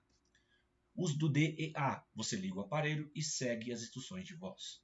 Reinício da RCP, retomar imediatamente a RCP após o choque ou se o choque não for indicado. Lesões traumáticas, fraturas, imobilização, utilizar talas para estabilizar a área afetada, só se você tiver conhecimento do que você está fazendo. Alinhamento, não realinhar osso fraturado, a menos que seja necessário para impedir danos adicionais. Controle da dor, aplicar gelo para reduzir inchaço e dor. Isso se você não tiver uma fratura exposta, um ferimento exposto ali, tá bom? Entorse e luxações. Repouso. Imobilizar e evitar o uso de articulação afetada. Gelo. Aplicar gelo por 20 minutos a cada 2 horas. Isso aí é para depois, né, no caso. Ou se a pessoa tiver uma luxação, você pode fazer um bolso de gelo ali enquanto leva ela para o hospital. Compressão. Usar uma bandagem elástica. E elevação. Elevar a área lesada acima do nível do coração. Ferimentos cortantes. Lavar o ferimento com água corrente. Controle de hemorragia. Aplicar pressão direta e utilizar bandagens esterilizadas. Se não tiver bandagem esterilizada e for hemorragia significativa, pega o pano que tiver. Prevenção de infecções. Buscar atendimento médico para ferimentos profundos. Lesões térmicas. Queimaduras de primeiro grau. A pele fica vermelha e dolorida. Segundo grau, dá bolha, inchaço e dor intensa. Terceiro grau, áreas brancas ou carbonizadas, geralmente sem dor, porque queimou as terminações nervosas. Tratamento de queimadura. Resfriar a área queimada com água corrente fria. Cobertura. Cobrir a área com um pano limpo e não aderente. E buscar atendimento imediatamente. Asfixia. Obstrução facial. Quais são os sintomas? Tosse efetiva, respiração difícil. Com a intervenção, incentivar a vítima a continuar tossindo caso seja uma obstrução facial. Obstrução total. Sintomas. Incapacidade de falar, respirar ou tossir. A intervenção. Você vai fazer a manobra de Heimlich. Inconsciência e desmaios. Quais são as causas comuns? Desidratação, calor excessivo, estresse emocional, dor intensa, condições médicas subjacentes também. A intervenção, o que você vai fazer? Você vai deitar a vítima com as pernas elevadas e avaliar os sinais vitais, respiração e pulso. Acompanhamento. Você vai poder acompanhar a vítima ali para ver como ela está também depois. Crimes contra a administração pública. Conceito geral. São crimes Contra a administração pública, aqueles que atentam contra a organização, a autoridade e o funcionamento das instituições públicas. São tipificados no Código Penal Brasileiro entre os artigos 312 e 359. Vamos para o primeiro, 329. Aqui só estão os mais importantes. Resistência. Definição. Opor-se a ato legal executado por funcionamento público mediante violência ou ameaça. Elementos objetivos. Sujeito ativo. Qualquer pessoa. Sujeito passivo. Administração pública e o funcionário público. Núcleo do tipo. Opor-se à execução do ato legal com violência ou ameaça. Elementos objetivos. Dolo. É a vontade consciente de resistir à execução legal do ato mediante violência ou ameaça. A pena de detenção 2 meses a 2 anos. Tem um agravante. Se o ato não se executa em razão da resistência regular de 1 a 3 anos. A doutrina, a resistência deve ser contra o ato, não contra o agente, diferenciando do desacatou. Vamos seguindo aqui, a nossa aula está acabando, hein? Fica firme aí. Temos as jurisprudências, que eu não vou falar. Vamos agora para a desobediência, artigo 330. Acho que vão ser só 3 aqui, né? Resistência, desobediência e desacato. Então, vamos seguir. Desobediência, está no 330. Recusar-se a cumprir uma ordem legal por funcionário público. Sujeito ativo é qualquer pessoa, sujeito passivo é administração pública, sujeito passivo. Núcleo do tipo, desobedecer a ordem legal do funcionário público. Vamos para os elementos subjetivos. O dolo é a vontade consciente de desobedecer a ordem legal. Detenção de 15 dias a 6 meses de multa. E a doutrina pressupõe a existência de uma ordem legal clara e direta específica para o caso concreto. Temos aqui também jurisprudência, que eu não vou falar sobre ela aqui. Agora vamos falar sobre desacato, artigo 330 do Código Penal. Ofensa ao funcionário público no exercício das suas funções ou em razão delas. O sujeito ativo é qualquer pessoa que esteja ali em nome da administração pública. Aliás, não, perdão. Sujeito ativo é qualquer pessoa mesmo, hein? Sujeito passivo é o Estado, representado pelo funcionário público. É o Estado, não a pessoa. Núcleo do tipo, ofender o funcionário público. Elementos objetivos, a vontade consciente de ofender a dignidade ou o decoro do funcionário público. A detenção é de 6 meses a 2 anos e multa. E a doutrina diz que o bem jurídico tutelado é a dignidade a respeito da função pública, diferenciando de crimes contra a honra. Temos umas jurisprudências aqui, que você pode pausar o vídeo, ler todas essas jurisprudências aqui, que tem um resuminho aqui, tá? Jurisprudências recentes. Lei de abuso de autoridade. Vamos fazer um resumão aqui sobre ela. Define-se como crimes atos de agentes públicos que, no exercício de suas funções, prejudicam outrem, beneficiam a si, terceiros ou agem por capricho e satisfação pessoal. Divergências de interpretação da lei ou fatos não configuram abuso de autoridade. Sujeito crime, sujeito ativo, qualquer agente público, servidor ou não, incluindo membros do Poder Legislativo, Executivo, Judiciário, Ministério Público, Conselhos e Tribunais de Contas. Agente público, quem exerce função pública, ainda que sem remuneração de forma transitória. Ação penal. São crimes de ação penal pública incondicionada. Ação privada subsidiária da pública é permitida após esgotar o prazo da denúncia, que é de 6 meses. Efeito da condenação. Obrigação de indenizar danos, inabilitação para cargos públicos, dependendo aí, de 1 a 5 anos e perda do cargo em caso de reincidência, e aplicação de penas restritivas de direitos, como prestação de serviço ou suspensão do cargo. Sanções civis e administrativas podem ser aplicadas independentemente das sanções penais. Reconhecimento de estado de necessidade, legítima defesa ou cumprimento do dever legal impede punição administrativa civil. Principais crimes e penas. Privação de liberdade sem base legal, detenção de 1 a 4 anos de multa. Condução coercitiva sem intimação prévia, detenção de 1 a 4 anos de multa. Deixar de comunicar a prisão no prazo legal, detenção de 6 meses a 2 anos e multa. Constranger preso com violência ou ameaça, detenção de 1 a 4 anos e multa. Submeter preso a interrogatório noturno, detenção de 6 meses a 2 anos e multa. Impedir a entrevista de preso com advogado, detenção de 6 meses a 2 anos e multa. Manter presos do sexo diferentes na mesma cela, detenção de 1 a 4 anos e multa. Invadir imóvel sem ordem judicial, detenção de 1 a 4 anos e multa. Obter ou usar prova ilícita, detenção de 1 a 4 anos e multa. Estender a investigação sem justa causa, detenção de 6 meses a 2 anos e multa. E antecipar culpa antes do fim da apuração, detenção de 6 meses a 2 anos e multa. Então a gente pode ver aqui 2 prazos que são importantíssimos aqui. 1 a 4 anos de multa, 6 meses a 2 anos de multa. Vamos lá. 1 a 4 anos de multa, 6 meses a 2 anos de multa. Vai ser ali um ou outro, né? Os principais crimes ali. Considerações finais. Crimes de abuso de autoridade visam proteger direitos fundamentais e assegurar conduta ética de agentes públicos no desempenho das suas funções. E as penas podem ser aplicadas cumulativamente, respeitando os princípios da proporcionalidade e razoabilidade. Considerações finais do tema, tá? Não é da nossa aula, não. Ainda não acabou. Temos a Lei 10.826, que é o Estatuto do Desarmamento. No capítulo 1, nós temos a instituição aqui do Sistema Nacional de Armas. Artigo 1, ele fala que a instituição do SINARME no Ministério da Justiça sob Polícia Federal. Tá bom. Competência do SINARME.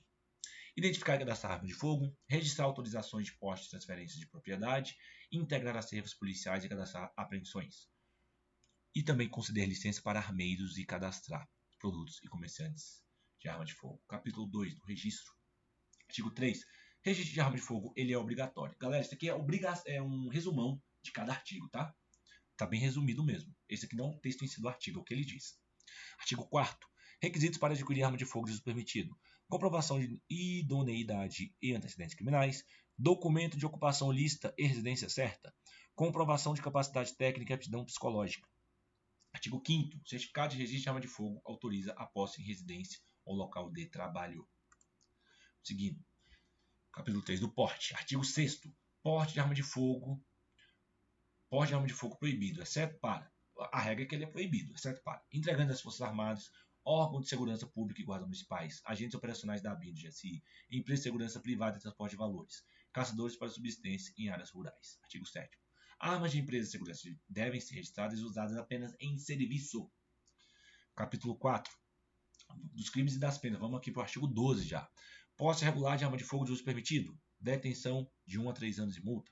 Omissão de cautela, detenção de 1 a 2 anos e multa. Porte legal de arma de fogo de uso permitido, reclusão de 2 a 4 anos e multa. Disparo de arma de fogo, 2 a 4 anos e multa, reclusão de 2 a 4 anos e multa.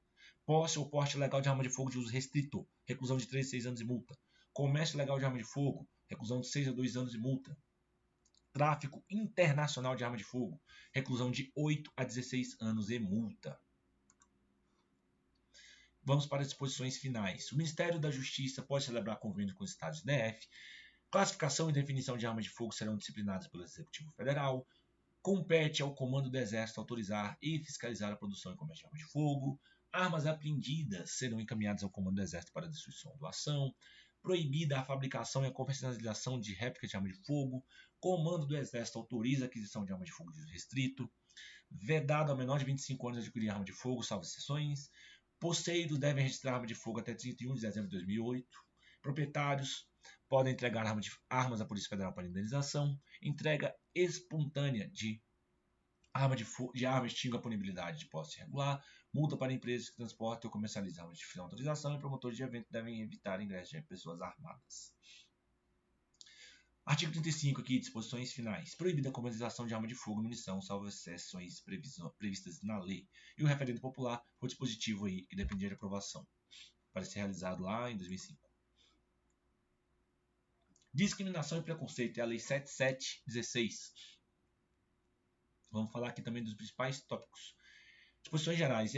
Punição para crimes resultantes de discriminação ou preconceito por raça, cor, etnia, religião ou procedência nacional. Ela trata basicamente disso, essa lei. Principais crimes em penas. Injúria racial, artigo 2º-A. Reclusão de 2 a 5 anos e multa. Aumenta pela metade se praticado em concurso de 2 pessoas ou mais. Impedir acesso ou obstar promoção. Artigo 3º. No trabalho, isso aqui, tá? Impedir acesso a cargos públicos ou promoção funcional por discriminação. Reclusão de 2 a 5 anos ou multa. O artigo 4º. Negar ou obstar emprego. Inclui discriminação salarial, ascensão funcional e tratamento desigual no ambiente de trabalho. Pena de reclusão de 2 a 5 anos. Recusar acesso ao atendimento. Artigo 5º ao 12. Locais como estabelecimentos comerciais, hotéis, escolas, transporte públicos, restaurantes, clubes sociais. Pena, reclusão de 1 a 5 anos, conforme o caso. Agravamento de 1/3 a mais se a vítima for menor de 18 anos.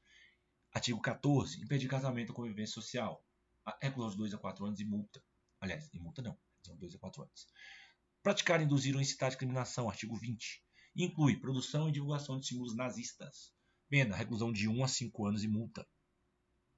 Contexto agravante. Uso de redes sociais, atividades públicas, esportivas, religiosas e culturais. Artigo 20b. Atos discriminatórios de funcionários públicos. Aumento de pena de 1/3 a metade cometido no exercício da função. Sanções e efeitos da condenação. Perda do cargo público e suspensão do funcionamento do estabelecimento particular por até 3 meses. Está no artigo 16. Destruição de materiais incriminatórios apreendidos após condenação. Artigo 20, parágrafo 4º. Direitos da vítima. Acompanhamento por advogado da pessoa pública em processos cíveis e criminais. Artigo 20D. Interpretação judicial, que é o artigo 20C. Atitudes que causem constrangimento, humilhação ou exposição indevida à minoria são consideradas discriminatórias. E temos agravantes gerais. Crimes com intuito de descontração ou recreação têm aumento de pena de 1/3 à metade. É o artigo 20A que diz isso. Estatuto da pessoa idosa. Disposições preliminares. Artigo 1º. Institui o Estatuto da pessoa idosa para regular os direitos das pessoas com 60 anos ou mais. Artigo 2º. Pessoa idosa goza de todos os direitos fundamentais, assegurando-se oportunidades para a prevenção da saúde, dignidade e bem-estar. Artigo 3º. Família, comunidade, sociedade e poder público devem assegurar a pessoa idosa com prioridade os direitos à vida, saúde, alimentação, educação, cultura, esporte, lazer, trabalho, cidadania, liberdade, dignidade, respeito e convivência familiar e comunitário. Direitos fundamentais. Direito à vida está no artigo 8º. O envelhecimento é um direito personalíssimo à sua proteção e é um direito social. Artigo 9º. Estado deve garantir proteção à vida e à saúde das pessoas idosas mediante políticas sociais públicas. Artigo 10º. Artigo 10. Estado e sociedade devem assegurar liberdade, respeito e dignidade à pessoa idosa. Parágrafo 1º. Direito à liberdade inclui ir e vir, opinião, expressão, crença, prática de esporte, participação na vida familiar e política. Parágrafo 2º. Direito ao respeito inclui inviolabilidade da integridade física, psíquica e moral. E parágrafo 3º. Dever de todos zelar pela dignidade da pessoa idosa. Isso aqui é só o principal. Artigo 15. Assegurada a atenção integral à saúde da pessoa idosa pelo SUS, garantido acesso universal e igualitário. Parágrafo 1º. Prevenção e manutenção da saúde por meio de cadastro. Atendimento geriátrico, unidades geriátricas, atendimento domiciliar e reabilitação. Parágrafo 2º. Fornecimento gratuito de medicamentos, próteses e órteses. Parágrafo 3º. Vedada a discriminação nos planos de saúde por idade. Parágrafo 7º. Maiores de 80 anos têm preferência especial em atendimento de saúde.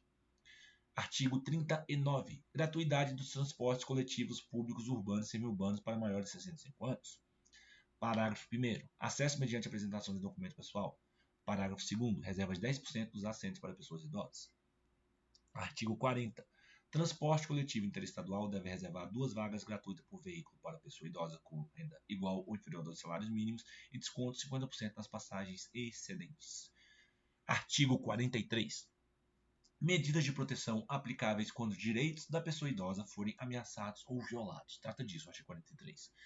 Artigo 44. Trata de medidas de proteção que podem ser aplicadas isoladas ou cumulativamente, visando fortalecer vínculos familiares e comunitários.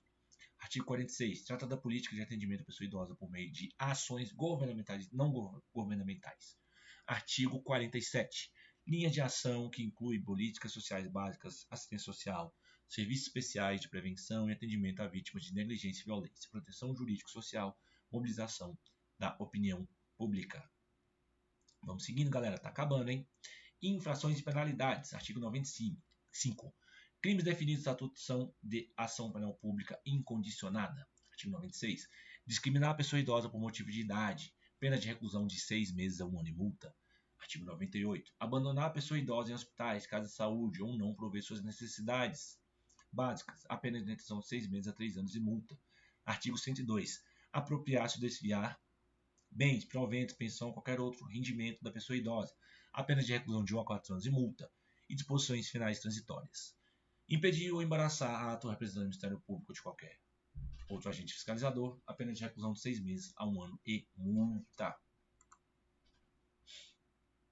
Temos agora a Lei 10.098 de 2000. Bora, galera, firmes, que a gente vai terminar essa aula, hein?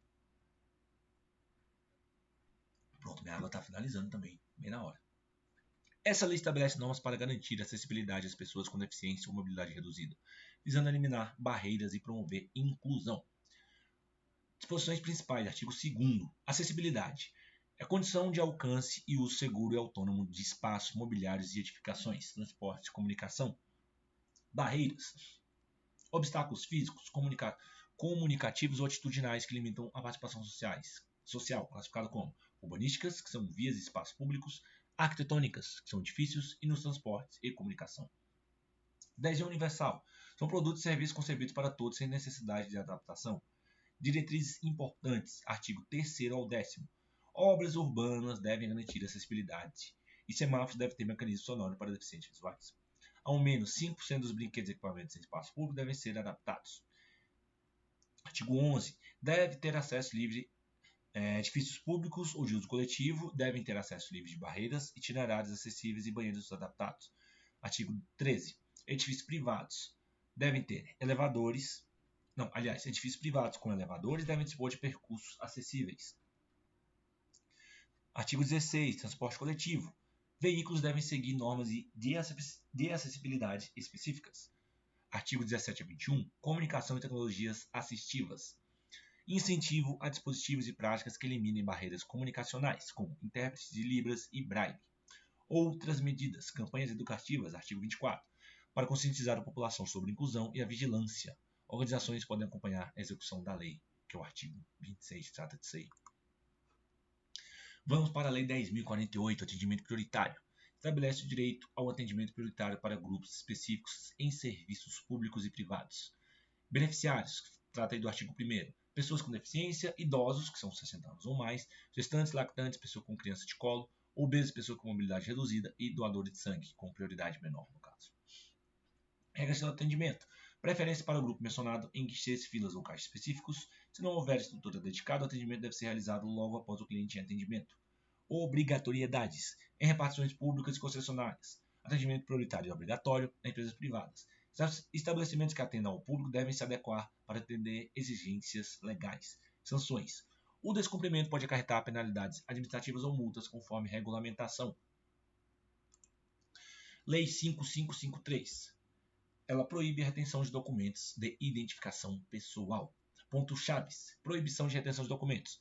Nenhum documento pessoal pode ser retido por pessoas físicas ou jurídicas, públicas ou privadas. É o artigo 1º. A retenção só é permitida mediante ordem judicial. Artigo 2º, parágrafo 1º. Punição por retenção ilegal. Constitui contravenção penal, punível com prisão simples de 1 a 3 meses ou multa. Artigo 3º. Exceções e procedimentos. No caso de exigência de apresentação, os dados podem ser extraídos em até 5 dias, devolvendo-se o documento ao portador imediatamente, que é o artigo 2º. Para acesso a locais públicos ou privados, o documento deve ser devolvido imediatamente após anotações dos dados necessários. Artigo 2º, parágrafo 2º. Vamos para a resolução conjunta número 4 de 2014. Fica aí que a gente está terminando. Disposição principal. Ela regulamenta o porte de arma de fogo para servidores do Poder Judiciário e Ministério Público no exercício de funções de segurança. Pontos chaves da resolução. Porte de arma de fogo. Porte de arma restrita a funções de segurança. Apenas servidores designados para funções de segurança podem portar armas institucionais. Artigos 2º e 3º. Sobre isso aqui, galera, muita gente fica na dúvida. Vou ter arma de fogo, porte de arma de fogo ou não? Essa limitação que para servidores designados para a função de segurança, praticamente todo mundo que é da polícia, que é agente da Polícia Judicial tem. Só não tem aquele que é desviado da função, está no gabinete fazendo serviço administrativo ou outra coisa.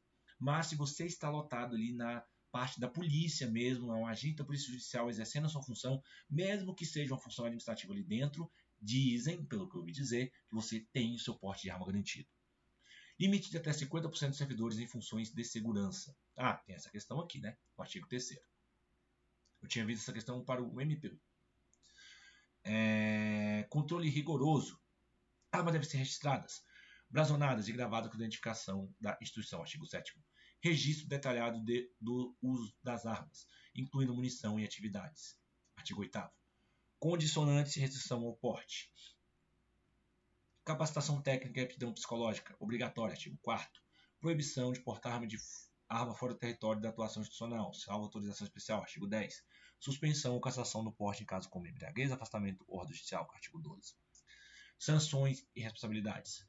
Perda, furto, extravio deve ser comunicado imediatamente às autoridades competentes. Artigo 11, parágrafo 3º e 4º.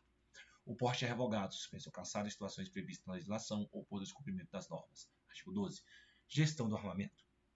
O armamento pertence à instituição, seu uso é restrito ao serviço, artigo 3º, e a guarda das armas é responsabilidade do órgão de segurança da instituição, artigo 8º. Galera, chegamos ao final da nossa aula. Eu sei que você deve estar cansado, porque eu também estou. Mas é isso aí, galera. Eu espero que vocês tenham gostado aí de todas as aulas, das aulas com questões, dos materiais produzidos também, que foram vendidos aí. Eu espero que eles tenham sido úteis, que eles possam te ajudar para conseguir o seu tão sonhado cargo aí no TSE ou em algum TRE. Então, é isso aí, galera. Não se esqueçam que tem o PDF aí na descrição do vídeo, caso você queira adquirir nessa reta final. Temos a mentoria para o MPU. Passou o TSE, você vai fazer o TSE aí? Já entra na mentoria que eu tenho certeza que eu vou poder te ajudar a alcançar de forma mais fácil sua aprovação no concurso do MPU. Então é isso aí, galera. Bom estudo, valeu, falou e até mais.